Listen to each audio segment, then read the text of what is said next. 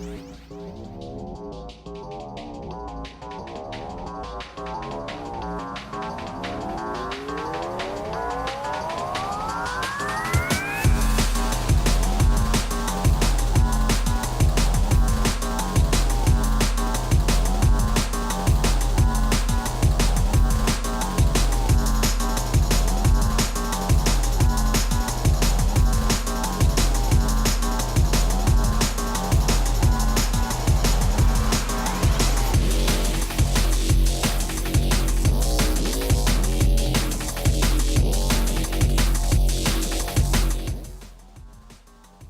just want to let you know that I already filmed this entire tutorial, voiceover, everything, had it edited, and I even edited the audio in that.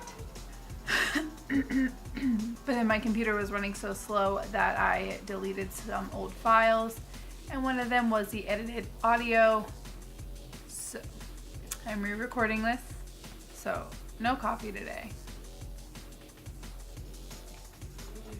So if you saw my Amazon Subzero cosplay review, then you know I wasn't entirely thrilled with the overall look of the costume. I mentioned in that video that I was going to make some modifications, and this is it.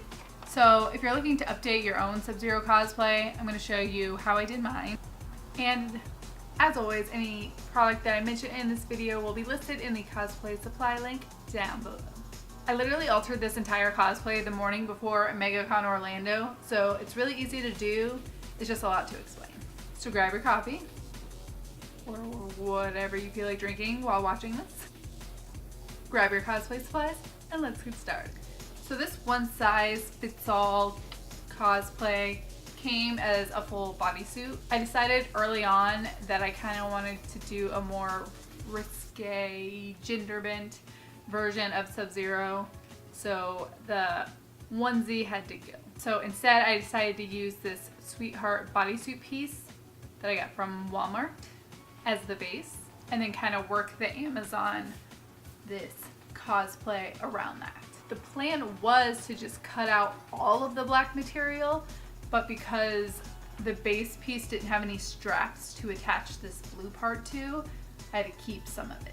I wanted to keep some of the Velcro in the back just in case, so I started by cutting off just the top collar piece by cutting along the seam.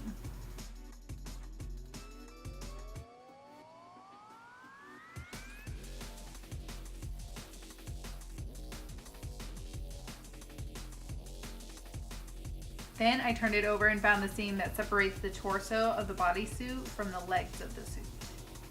I cut a couple inches below that seam to give myself some allowance and room for error.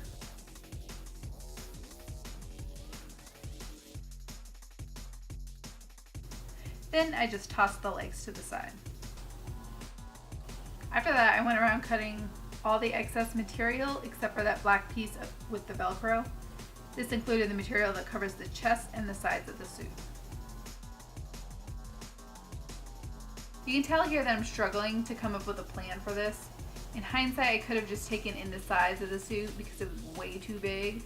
But what I ended up doing was cutting out the sides entirely and left just a square piece of black material in the back so that the tabard cummerbund piece thing had something to hold together besides just the blue piece. Hopefully that all makes sense. I realized I filmed this like an asshole, but I had a whole house full that weekend, so I really only had room to work on my balcony. If you have any questions about how this was done, just leave them in the comments below.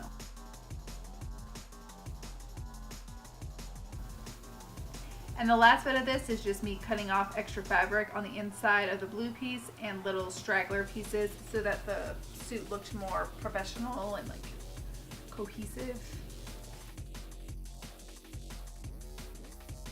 Next were the cap armor pieces. These already had a pretty good look to them, but in order to make them look a little more three-dimensional, I decided to add this blue ribbon. Pretty much all I did was put a dab of hot glue on the back of the, we'll call it a shin guard, and followed the ribbon along the blue design in the front to see how long the ribbon needed to be. I glued the base of the ribbon to the bottom half of the design and worked my way up. It looks like the design kind of goes left to right, but it curves up a little bit. Then I laid down some hot glue along the blue paint design and glued down the ribbon. Make sure you pull the ribbon tight while you do this because it'll make sure that there are less wrinkles in it. I left about 5 inches at the end of the ribbon so that I could use it to secure it around my leg since, you know, the Velcro was way too big. I did the exact same thing to the other side, as well as the middle design and the bottom. For the middle design, I glued the ribbon just directly onto the design and didn't leave any extra ribbon to help tie it in the back. And for the bottom portion, you definitely want to make sure you're gluing from the bottom up and not like the top down, because when you pull the ribbon, it's gonna like jumble it all up and it's not gonna work, just trust me.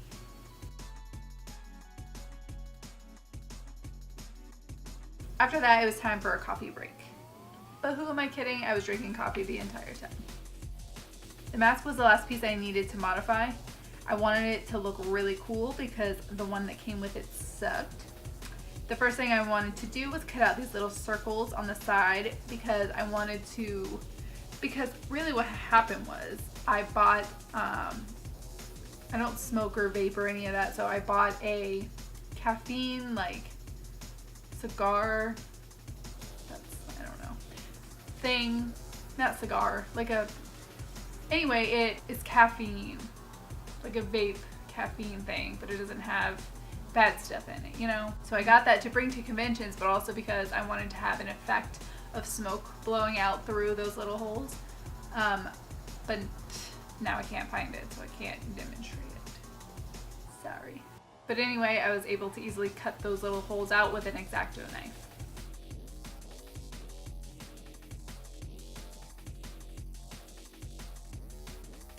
And from the get-go, I knew I wanted to do a special effects look to the mask.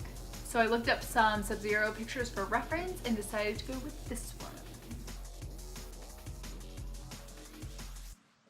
To get the frostbite look, I used white acrylic paint.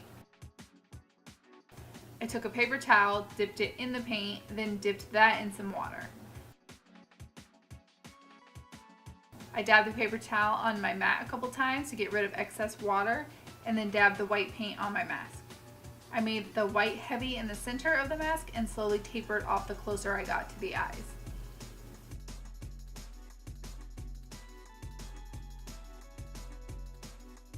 And again, I made the white heavier at the top of the mask and tapered off to the sides. I really only had to dip back into the paint a couple times.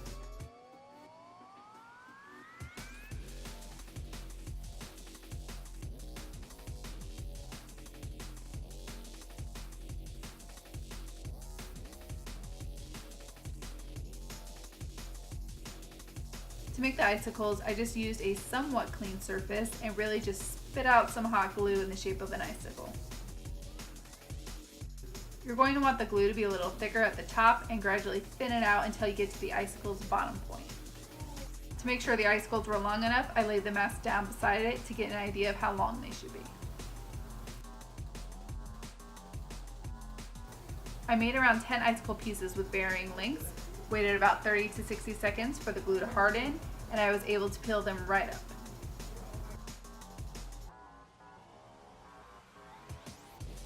Ta-da!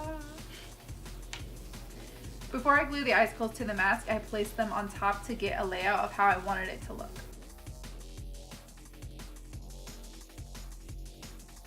I placed the longer pieces in the center and used shorter ones on the sides.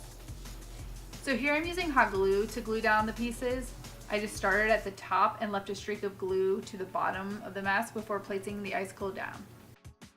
However, at the convention that day, I learned that hot glue wasn't sufficient material to hold down these hot glue icicles. Actually, a lot of adhesives didn't seem to work and they were constantly falling off. I tried cement glue, more hot glue, a combination of glues. Ultimately, what seemed to keep these pieces in place was super glue.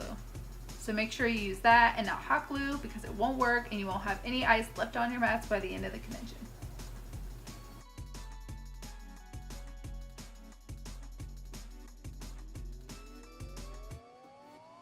Now, as I mentioned in my review, I was really concerned about the flimsiness of this mask. There was no shape to it at all, so it just made it look extra cheap and threw off the whole look of the cosplay. So what I decided to do to remedy that was to glue some floral wire around the edges of the inside of the mask. Here I'm using cement glue, which worked okay at first, but ultimately I recommend using super glue. Literally just glue a piece of floral wire around the edges and the wire will enable you to alter the shape of the mask.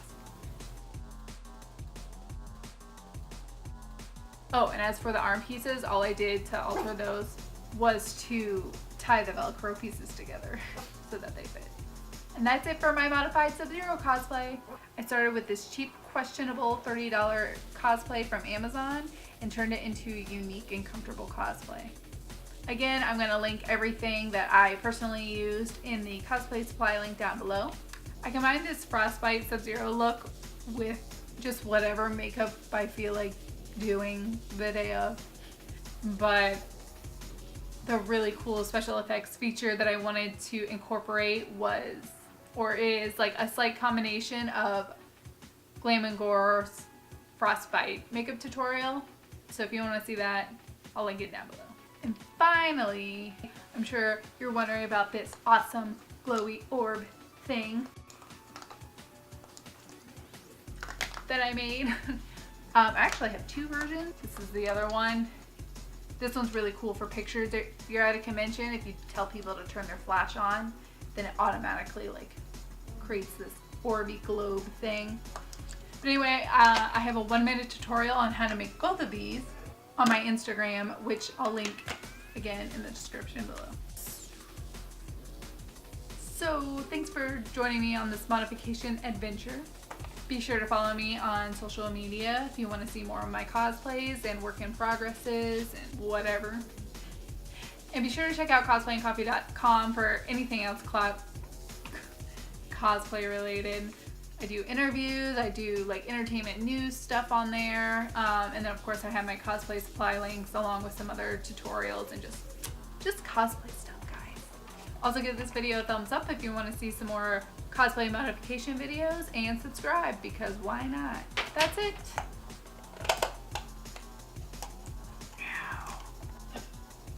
Cheers, guys. I'll see you next time.